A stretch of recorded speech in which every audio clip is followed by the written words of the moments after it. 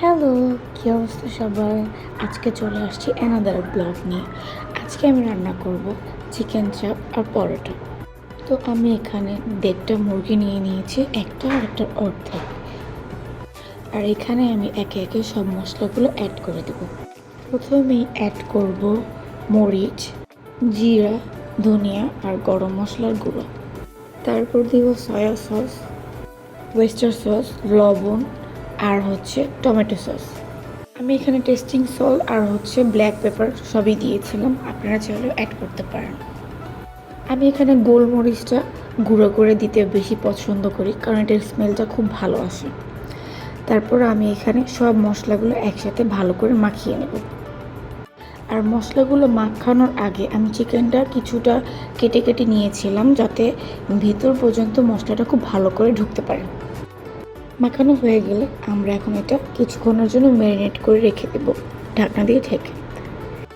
এখানে আমি গরুর মাংস রান্না করব, তো সেই রেসিপিটাও আপনাদের সাথে শেয়ার করছি। গরুর মাংসটা আমরা সবাই রান্না করতে পারি কম বেশি, এটা বলার মতো কিছু নেই। তারপরও আমি আপনাদের সাথে শেয়ার করলাম আমি আমার রান্নাটা। আজকে আমি গরুর মাংস ভুনা করব। আমার হাজব্যান্ড আলু দিয়ে পছন্দ করে, তারপরও আজকে আমি ভাবছি যে আমি ভুনা করব। আমার তো দুইভাবেই ভালো লাগে, আপনাদের কোনভাবে ভালো লাগে অবশ্যই কমেন্ট করে জানাবেন। আমি এখানে তেল গরম করে গরম মশলা, পেঁয়াজ আর তেজপাতা দিয়ে ভালো করে ভেজে নেব। তারপর এর মধ্যে আমি আদা রসুন দিয়ে কিছুক্ষণ নাড়াচাড়া করে একে একে হলুদ, মরিচ, জিরা, ধনিয়া গুঁড়ো ভালো করে দিয়ে এটা ভালো করে কষাতে হবে। আমি আবার গরুর মাংস, মুরগির মাংস ভুনাতে টমেটোটা পছন্দ করি, তো এর জন্য আমি এখানে অল্প কিছু পরিমাণ টমেটো দিয়ে দিলাম। ততক্ষণ পর্যন্ত কষাবো যতক্ষণ পর্যন্ত মশলার তেলটা উপরে না আসে। এরপর আমি এর মধ্যে গরুর মাংস দিয়ে দেব। আমি খুব অল্প পরিমাণ রান্না করছি, শুধুমাত্র রাত্রের খাবারের জন্য। তো ভালো করে নাড়াচাড়া করে এখন আমি এটা ঢাকনা দিয়ে সিদ্ধ হওয়ার জন্য রেখে দেব। কিছুক্ষণ পর পর এটা নাড়াচাড়া করতে হবে, এটা আপনারা সবাই জানেন।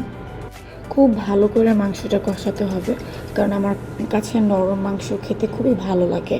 অনেকে আছে শক্ত শক্ত পছন্দ করে, বাট আমার তো একদম নরম তুলতুলে হবে। ওই মাংসটা ভাত দিয়ে গরম গরম খেতে খুবই ভালো লাগে। তো এর মধ্যে আমি পানি দিয়ে দিয়েছিলাম মাংসটা ভালো মতো সিদ্ধ হওয়ার জন্য। তো সেখানে আমি যে চিকেনটা ম্যারিনেট করে রেখেছিলাম সেটার মধ্যে আমি কিছুটা পরিমাণ বেসন দিয়ে দেব। বেসনটা দিলে খুব মচমচে আর ক্রিস্পি হবে। আপনারা চাইলে শুধু ময়দাও ইউজ করতে পারেন। তো এখানে আমি আরেকটা প্লেটের মধ্যে ময়দা, বেসন আর কর্নফ্লাওয়ার, গুঁড়ামরিচ আর সামান্য পরিমাণ লবণ দিয়ে এটাকে ভালো করে একটু মাখিয়ে নেব। আমি আবারও বলছি, এটা আমার একদম সম্পূর্ণ মনের রেসিপি। আপনাদের কাছে যদি ভালো লাগে অবশ্যই রান্না করে খাবেন। তো আমি এক এক করে চিকেনের পিসগুলো এইভাবে ভালো করে দিয়ে সুন্দর করে চেপে চেপে আমি এটাকে মাখিয়ে নেব। আমরা যেভাবে চিকেন ফ্রাই করি ঠিক ওইভাবেই আমি এটাকে ভালো করে মাখিয়ে নেব। এক এক করে সব এভাবে করে মাখানো হয়ে গেলে আমি ভেজে নেব। আমার কাছে তো রান্না করতে খুবই ভালো লাগে, কিন্তু সবসময় সময় হয় না ভিডিও করার জন্য। তো টুকটাক আর কি ক্লিপ নিয়ে নিই যখন একটু সময় পাই। তো এক এক করে আমি সবগুলো এভাবে ভেজে নেব ভালো করে, সুন্দর করে, যাতে ভিতর পর্যন্ত সুন্দর করে সিদ্ধ হয়ে যায়। চুলার আঁচটা কিন্তু মিডিয়াম রেঞ্জে রাখতে হবে এই পর্যায়ে। এই দিক দিয়ে আমার রুটিটাও ভাজা প্রায় হয়ে গিয়েছে। তো সবাই তো খুব মজা করে খেয়েছে আর আমার প্রশংসা করেছে। তো আজকে এই পর্যন্তই। সবাই ভালো থাকবেন আর অবশ্যই আমার চ্যানেলে একটা লাইক দিয়ে দেবেন। আল্লাহ হাফেজ। শেষ।